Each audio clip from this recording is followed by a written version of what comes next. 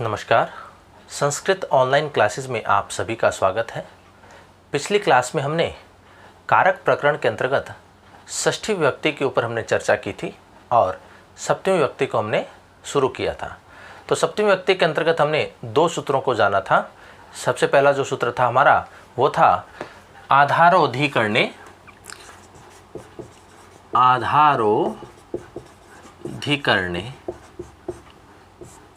और दूसरा सूत्र था हमारा सप्तम्यधिकरणे च।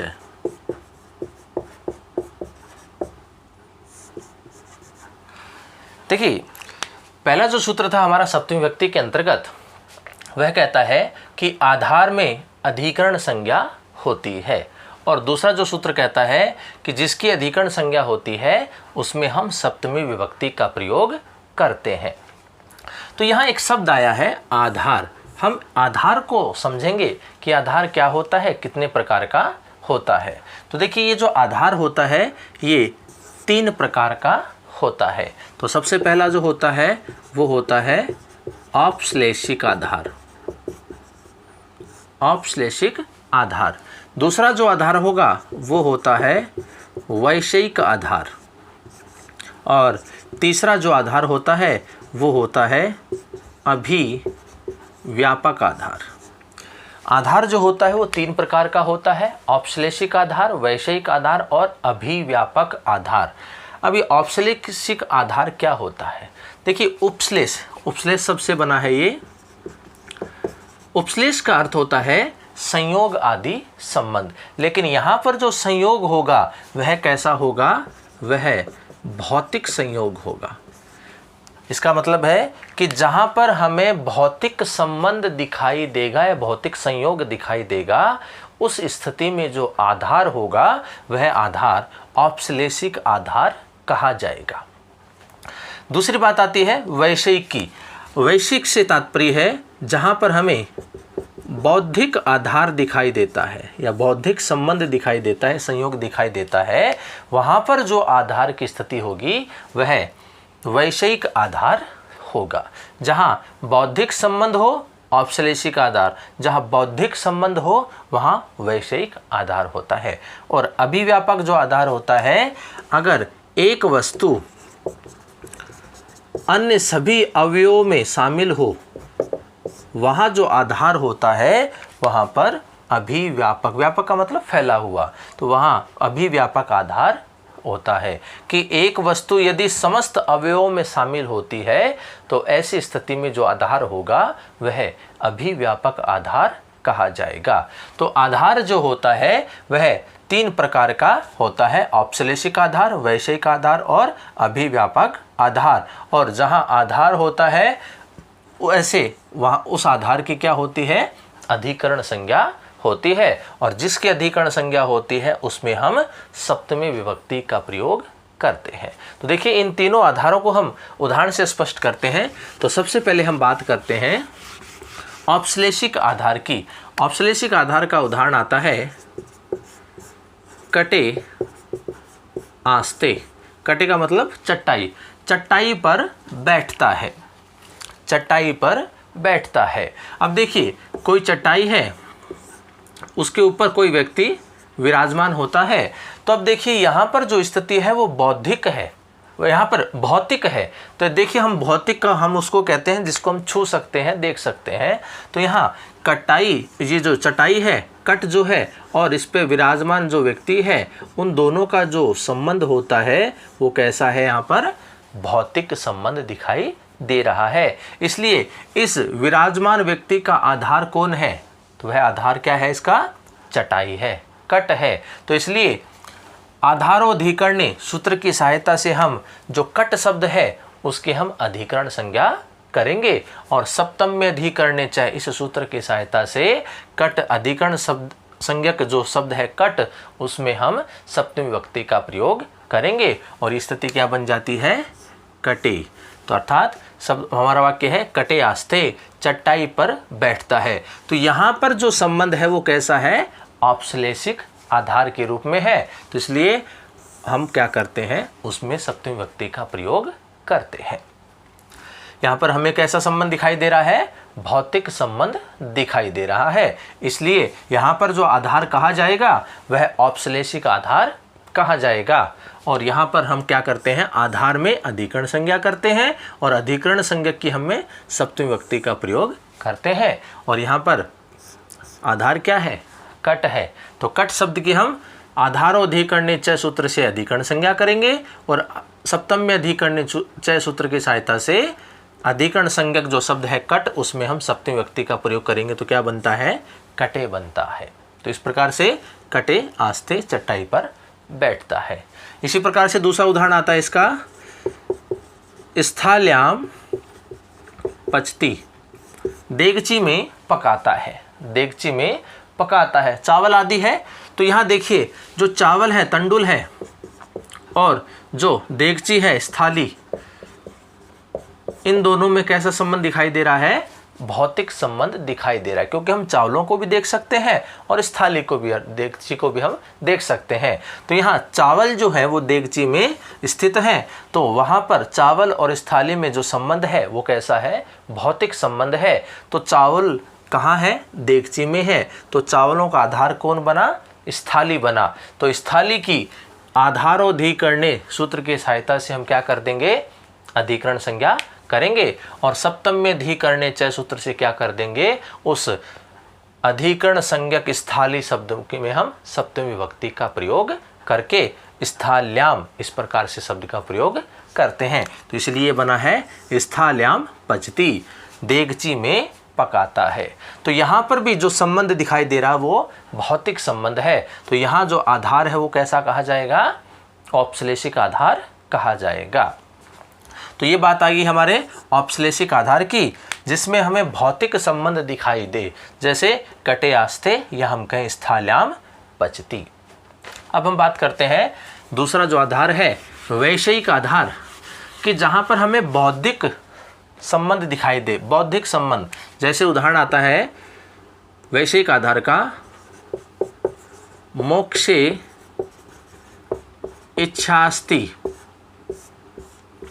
मोक्षे इच्छास्ति, मोक्ष में इच्छा है। अब यहाँ पर कोई करता है, उसका जो विषय है वो मोक्ष है, वह मोक्ष प्राप्त करना चाहता है, उसकी इच्छा किस में है, मोक्ष में है। तो यहाँ देखिए इच्छा जो होती है उसको हम देख नहीं सकते, छू नहीं सकते, और मोक्ष जो होता है उसको भी हम देख नहीं सकते, छू नहीं सकते। तो यहाँ पर जो संबंध है वो कैसा है, वो बौद्धिक संबंध हमें दिखाई दे रहा है। तो इसलिए यहाँ पर जो आधार कहा जाएगा वो कैसा है, वैषयिक आधार कहा जाएगा। तो देखिए यहाँ जो कोई करता है उसकी इच्छा किसमें है, उसका विषय क्या है, वो क्या है, मोक्ष है। तो मोक्ष क्या है, उस व्यक्ति का आधार है। तो यहाँ आधारो अधिकरणे सूत्र से हम क्या करेंगे, मोक्ष शब्द की अधिकरण संज्ञा करेंगे और सप्तमेधिकरणे च इस सूत्र से अधिकरण संज्ञक मोक्ष शब्द में हम सप्तमी विभक्ति का प्रयोग करेंगे, तो वह क्या बन जाता है, मोक्षे। तो इस प्रकार से यहाँ जो आधार है वह वैषयिक आधार है, क्योंकि बौद्धिक संबंध हमें यहाँ दिखाई दे रहा है। तो उदाहरण इसका, मोक्षे इच्छास्ति, मोक्ष में इच्छा है। अब बात करेंगे हम तीसरा जो हमारा आधार है वो है अभिव्यापक आधार। तो अभिव्यापक आधार का जो उदाहरण आता है सबसे पहले वो आता है तिलेषु तेलम, तिलेषु तेलम। तो देखिए अभिव्यापक आधार कहाँ होता है कि एक वस्तु या पदार्थ समस्त अवयवों में शामिल हो, तो वहाँ कहाँ कौन सा आधार होगा, वहाँ अभिव्यापक होगा। तो देखिए तिलेषु तेलम, तिलों में तेल है, तिलों में तेल है। मान लीजिए कोई तिल है इस प्रकार से और उसमें तेल जो है वो संपूर्ण जगह, ऐसा नहीं कि तेल केवल यहाँ है या तेल केवल यहाँ है या फिर यहाँ है, तेल जो है इस संपूर्ण में पाया जाता है। तो देखिए एक वस्तु या पदार्थ का जो तेल है वो संपूर्ण जगह पर शामिल है। तो यहाँ जो आधार है, तो यहाँ तेल का आधार कौन हुआ, तिल हुआ। तो यहाँ तिल जो शब्द है उसमें हम क्या करेंगे, अधिकरण संज्ञा करके उसमें सप्तमी विभक्ति का प्रयोग करेंगे। और यहाँ अगर आधार की बात आए तो यहाँ कैसा आधार है, अभिव्यापक आधार है।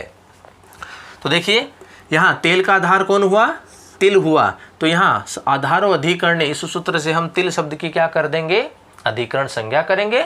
और सप्तमी अधिकरण च सूत्र से हम क्या करेंगे? उसमें सप्तमी विभक्ति का प्रयोग करेंगे। तिलों में, अर्थात बहुवचन की बात है तो बहुवचन का रूप लिखेंगे तिलेषु तैलम, तिलों में तेल है। इसी प्रकार से देखिए सर्वस्मिन् आत्मास्ति, सभी में आत्मा है या आत्मा सब में है? तो देखिए एक वस्तु है, कौन? आत्मा, या एक पदार्थ है, कौन है? आत्मा। और वो देखिए सर्वस्मिन्, सभी में है। तो यहाँ एक पदार्थ सभी अवयवों में शामिल है। ऐसा नहीं कि आत्मा किसी एक ही जीव में होती है, यह प्रत्येक जीव में शामिल होती है। तो यहाँ पर भी जो आधार है वो कैसा है? अभिव्यापक आधार है। तो यहाँ आत्मा का आधार क्या बना? सभी। तो यहाँ सभी वाचक जो शब्द है, सर्व शब्द जो है, उसमें हम क्या करेंगे? आधारो अधिकरणे, इस सूत्र से अधिकरण संज्ञा करेंगे। और सप्तमी अधिकरणे च, इस सूत्र से हम सप्तमी विभक्ति का प्रयोग करेंगे। और ये क्या बन जाता है? सर्वस्मिन्, क्योंकि सप्तमी विभक्ति एक वचन में क्या बनता है? सर्व शब्द का रूप सर्वस्मिन्। तो यहाँ जो आधार है वो कैसा है? अभिव्यापक आधार है। तो हमने आधार को जाना कि आधार जो होता है वह 3 प्रकार का होता है। सबसे पहले औपश्लेषिक आधार, फिर वैषयिक आधार और अंत में अभिव्यापक आधार।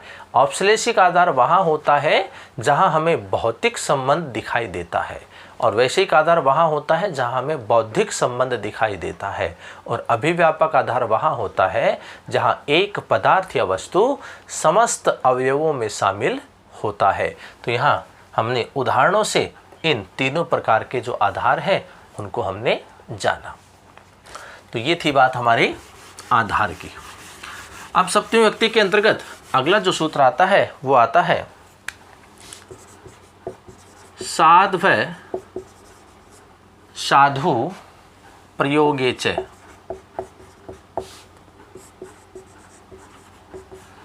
साध्व साधु प्रयोगे च, ये जो सूत्र है ये क्या कहता है कि साधु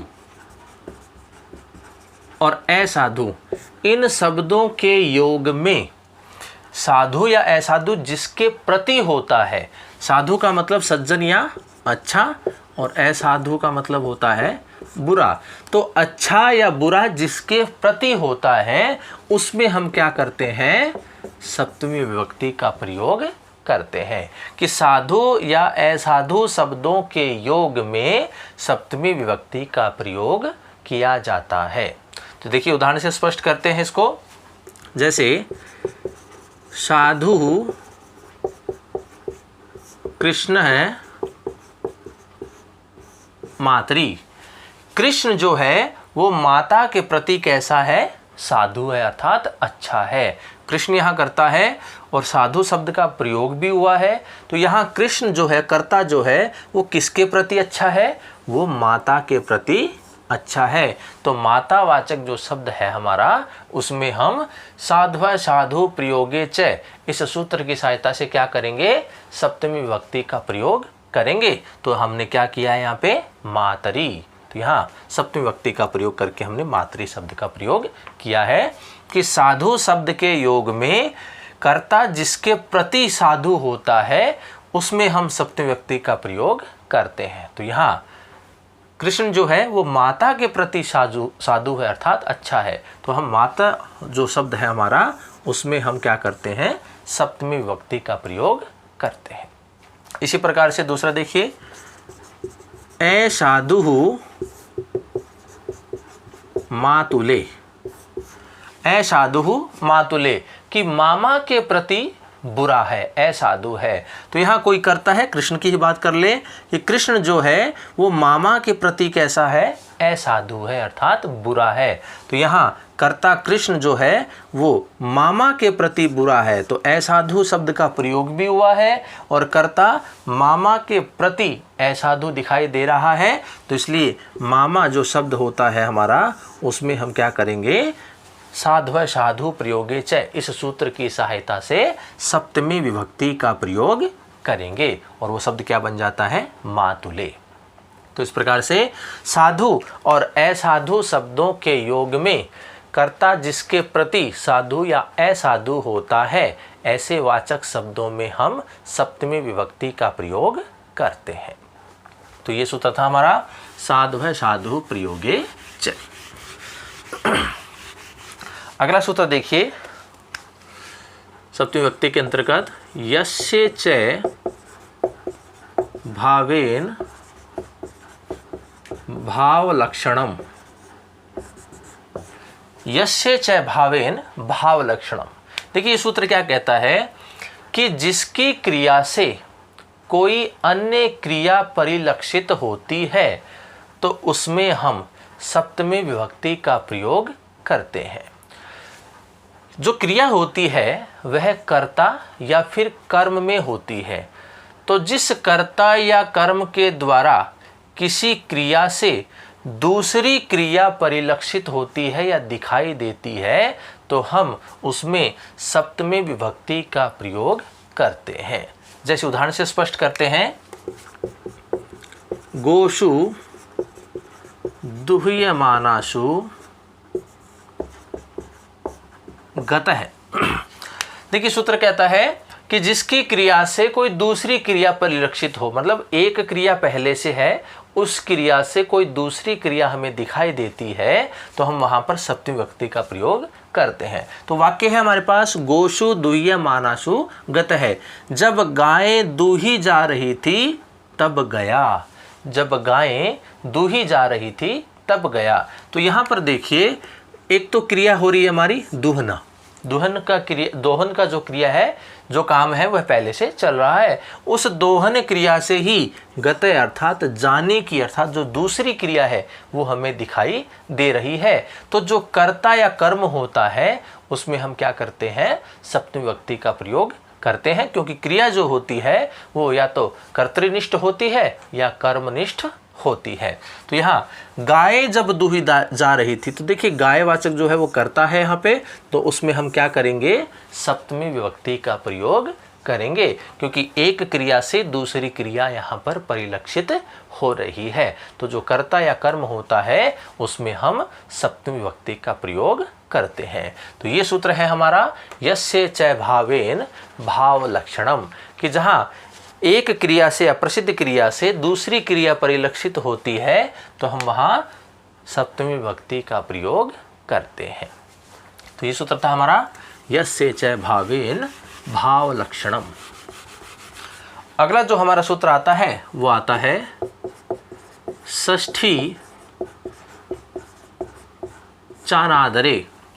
षष्ठी चानादरे ये कहता है कि जहाँ पर अनादर प्रकट हो, जहाँ पर अनादर प्रकट हो और एक क्रिया से दूसरी क्रिया हमें दिखाई देती है तो वहाँ पर हम षष्ठी च, अर्थात वहाँ पर हम षष्ठी विभक्ति या फिर हम सप्तमी विभक्ति, दोनों विभक्तियों का प्रयोग हम कर सकते हैं।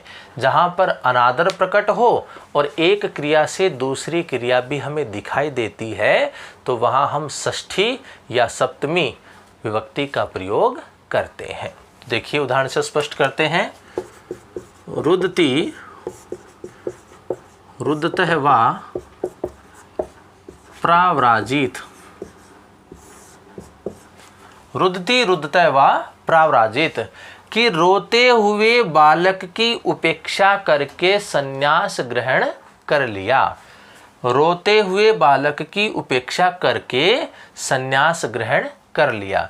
तो देखिए यहाँ पर अनादर प्रकट हो रहा है कि रोता हुआ कोई बालक है उसकी उपेक्षा कर दी, तो यहाँ अनादर हमें प्रकट हो रहा है। फिर देखिए एक क्रिया है रोने की क्रिया। रोने की क्रिया है वह पहले से हो रही है, उस क्रिया के चलते प्राव्राजित अर्थात जो गमन की क्रिया है या फिर संन्यास ग्रहण करने की जो क्रिया है वह भी हमें परिलक्षित हो रही है, दिखाई दे रही है। तो यहाँ अनादर प्रकट हो रहा है और एक क्रिया से दूसरी क्रिया भी हमें दिखाई दे रही है, तो हम वहाँ पर षष्ठी या सप्तमी दोनों विभक्तियों का प्रयोग हम कर सकते हैं। इसलिए देखिए जो प्रसिद्ध क्रिया होती है उसमें हम षष्ठी या सप्तमी विभक्ति का प्रयोग करेंगे। तो यहाँ रोदन की जो क्रिया हो रही थी उसमें हमने सप्तमी विभक्ति का प्रयोग किया, तो रुदती, इस प्रकार से शब्द हमने बनाया। और षष्ठी विभक्ति का प्रयोग किया तो हमने रुदतः, इस प्रकार से हमने यहाँ शब्द का प्रयोग किया है। तो ये जो सूत्र है षष्ठी चानादरे, ये कहता है यदि अनादर प्रकट हो और एक क्रिया से दूसरी क्रिया परिलक्षित होती है तो वहाँ जो प्रसिद्ध क्रिया होती है उसमें हम षष्ठी या सप्तमी विभक्ति का प्रयोग करते हैं। उदाहरण से हमने जाना कि रुदती रुदतः वा प्रावराजित, कि रोते हुए बालक की उपेक्षा करके संन्यास को ग्रहण कर लिया। तो यहाँ पर रुदन क्रिया हो रही है तो अर्थात बालक की उपेक्षा हो रही है, तो अनादर यहाँ प्रकट हो रहा है। रुदन की क्रिया हो रही है और उस क्रिया से गमन की क्रिया भी परिलक्षित हो रही है, हमें दिखाई दे रही है। इसलिए जो प्रसिद्ध क्रिया है अर्थात जो पहले क्रिया है वह रुदन की है, तो इसलिए हम वहाँ पर इस सूत्र की सहायता से षष्ठी और सप्तमी दोनों व्यक्तियों का प्रयोग हम कर सकते हैं। तो रुदती प्रावराजित ऐसा भी सही है और रुदतः प्रावराजित इस प्रकार से भी सही है। तो हम यहाँ षष्ठी या सप्तमी दोनों विभक्तियों का प्रयोग कर सकते हैं। तो ये सूत्र था हमारा षष्ठी चानादरे।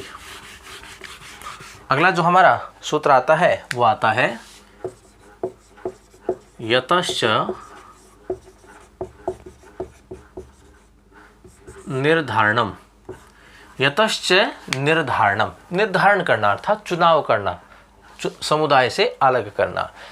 यतश्च निर्धारणम, देखिए ये सूत्र कहता है जाति, गुण, क्रिया और संज्ञा के आधार पर किसी को अपने समुदाय से अलग करना, अर्थात जिससे अलग किया जाता है उसमें हम क्या करते हैं, षष्ठी या सप्तमी दोनों विभक्तियों का हम प्रयोग कर सकते हैं। षष्ठी या सप्तमी, जाति, गुण, क्रिया और संज्ञा के आधार पर जिसमें से हम अलग करते हैं या समुदाय में से हम अलग करते हैं उसमें हम क्या करते हैं, षष्ठी या सप्तमी विभक्ति का प्रयोग हम करते हैं। तो यहाँ हम एक एक करके इन उदाहरणों को स्पष्ट करेंगे। सबसे पहले जातिवाचक का उदाहरण हम लेते हैं कि नृणाम नृषु वा ब्राह्मणे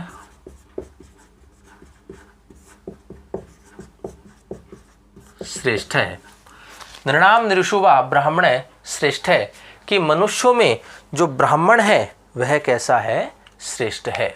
मनुष्यों में ब्राह्मण श्रेष्ठ है। यहाँ जाति का हम प्रयोग कर रहे हैं जातिवाचक के लिए हम, कि यहाँ मनुष्यों में अब ब्राह्मण श्रेष्ठ। देखिए हम सीधी सी बात करें कि बहुतों में से यदि किसी एक को श्रेष्ठ दिखाना हो या एक को हमें अलग करना है, समुदाय में से हमें अलग करना है, तो जिसमें से हम श्रेष्ठता को दिखाई दे रहे हैं, जिसमें से हम किसी को अलग कर रहे हैं, उसमें हम षष्ठी या सप्तमी विभक्ति का प्रयोग करते हैं। तो यहाँ जो वाक्य है नृणाम नृषु वा ब्राह्मण श्रेष्ठ है, कि मनुष्यों में ब्राह्मण श्रेष्ठ है। तो यहाँ जो श्रेष्ठता है वो ब्राह्मण की दिखाई दे रही है, लेकिन वो किस में से श्रेष्ठ है, मनुष्यों में श्रेष्ठ है। तो समस्त मनुष्य है, तो यहाँ पर जो है वो जाति का उदाहरण है। तो यहाँ मनुष्यों में, तो जिसमें से हम अलग करते हैं उसमें हम षष्ठी या सप्तमी विभक्ति का प्रयोग करते हैं। तो इसलिए हमने नृणाम इस प्रकार से षष्ठी विभक्ति का प्रयोग किया और नृषु इस प्रकार हमने सप्तमी विभक्ति का प्रयोग किया। तो नृणाम ब्राह्मण श्रेष्ठ है या फिर नृषु ब्राह्मण श्रेष्ठ है, दोनों ही वाक्य सही है। तो जाति, गुण, क्रिया या संज्ञा के आधार पर, तो सबसे पहले हमने जाति के आधार पर हमने देखा नृणाम नृषु वा ब्राह्मण श्रेष्ठ है। तो यहाँ मनुष्यों में से हम क्या कर रहे हैं, ब्राह्मण को श्रेष्ठ बता रहे हैं, या उनमें इस समुदाय ब्राह्मण जो ये मनुष्य जो समुदाय है, इस समुदाय में से हम किसी एक की श्रेष्ठता को दिखा रहे हैं, एक को अलग कर रहे हैं। तो जिसमें से हम अलग करते हैं उसमें हम षष्ठी या सप्तमी विभक्ति का प्रयोग करते हैं। दूसरा देखिए, गुण का जो उदाहरण आता है वो आता है गवाम गोषु वा कृष्णा बहुक्षीरा। गवाम गोशुवा कृष्णा बहुक्षीरा, ये कहता है कि गायों में काली गाय जो होती है वह अधिक दूध देने वाली होती है। गायों में काली गाय अधिक दूध वाली होती है। तो यहाँ देखिए गुण का है, गुण वैसा है काली गाय।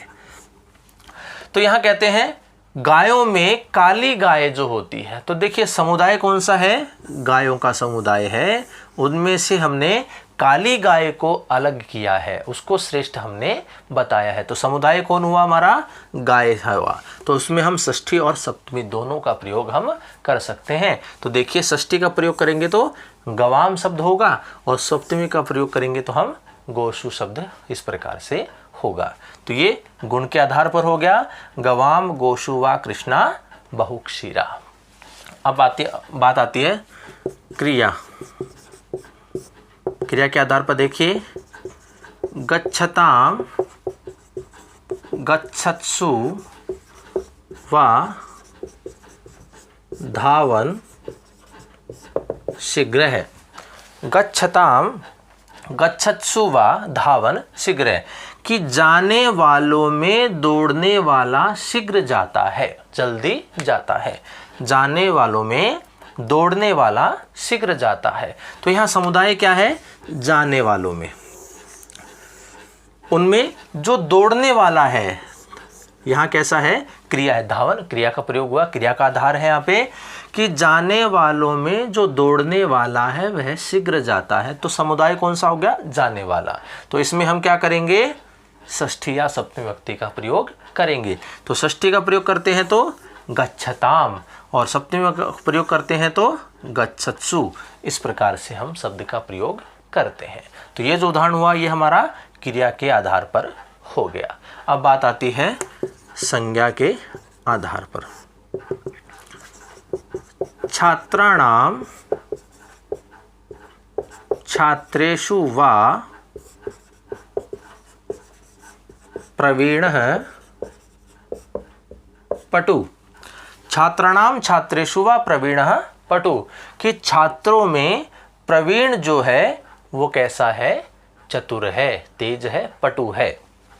अब देखिए समुदाय क्या है, छात्र है। समस्त छात्रों में जो प्रवीण है वह क्या है, पटु है, तीव्र है, तेज है, चतुर है। तो यहाँ संज्ञा का प्रयोग हुआ, संज्ञा का आधार है। तो किन में से चतुर है, छात्रों में। तो छात्र क्या हो गया हमारा, समुदाय हो गया। तो इस समुदाय वाचक में हम क्या करेंगे, षष्ठी या सप्तमी विभक्ति का प्रयोग करेंगे। षष्ठी का प्रयोग करेंगे तो क्या बन गया, छात्राणाम, और सप्तमी का प्रयोग करेंगे तो क्या बन गया, छात्रेषु। तो इस प्रकार से ये जो सूत्र है हमारा, यतश्च निर्धारणम, अर्थात किसी समुदाय से किसी एक को श्रेष्ठ बताना या उनको अलग करना, वहाँ पर हम षष्ठी या सप्तमी विभक्ति का प्रयोग करते हैं। लेकिन ये जो निर्धारण होता है ये जाति, गुण, क्रिया और संज्ञा के आधार पर होता है, जिनका हमने उदाहरण के द्वारा इनको स्पष्ट किया है। तो अगर बहुतों में से किसी एक को श्रेष्ठ बताना हो या अलग करना हो तो उसमें हम षष्ठी या सप्तमी विभक्ति का प्रयोग करते हैं। यदि प्रश्न ये हो जाए कि दो में से किसी एक को अलग करना हो या श्रेष्ठ बताना हो, दो में से किसी एक को हमें अलग करना हो, तो वहाँ कौन सी विभक्ति का प्रयोग होता है, वहाँ पंचमी विभक्ति का प्रयोग होता है। दो में से किसी एक को अलग करना हो तो वहाँ पंचमी विभक्ति का प्रयोग होगा, और जहाँ बहुतों में से किसी एक को श्रेष्ठ बताना हो, अलग करना हो, तो वहाँ षष्ठी और सप्तमी का प्रयोग किया जाता है। देखिए एक उदाहरण पंचमी विभक्ति का देखते हैं कि जैसे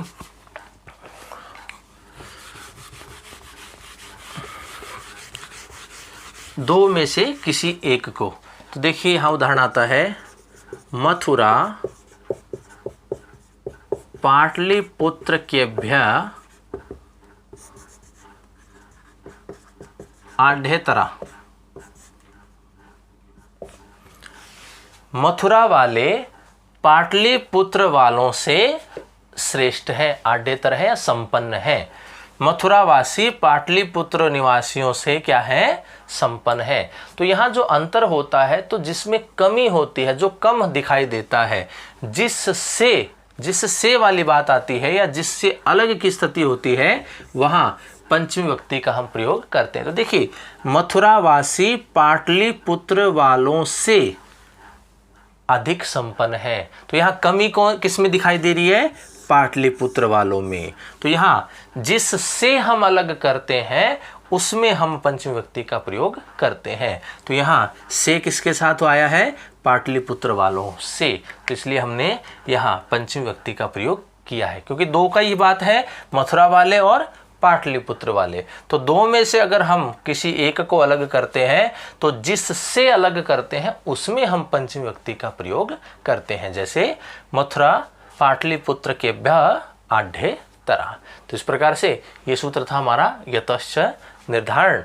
और इस प्रकार से जो हमारा कारक प्रकरण है या हम जिसको हम कहें विभक्ति प्रकरण, वो समाप्त होता है। इसके अंतर्गत हमने समस्त जो विभक्तियां हैं प्रथमा विभक्ति से लेकर के सप्तमी विभक्ति, इनके ऊपर हमने जाना कि किन परिस्थितियों में इन सभी विभक्तियों का प्रयोग किया जाता है। तो आज की क्लास में इतना ही। आगे की क्लास में नए विषय के ऊपर हम चर्चा करेंगे। अभी के लिए धन्यवाद।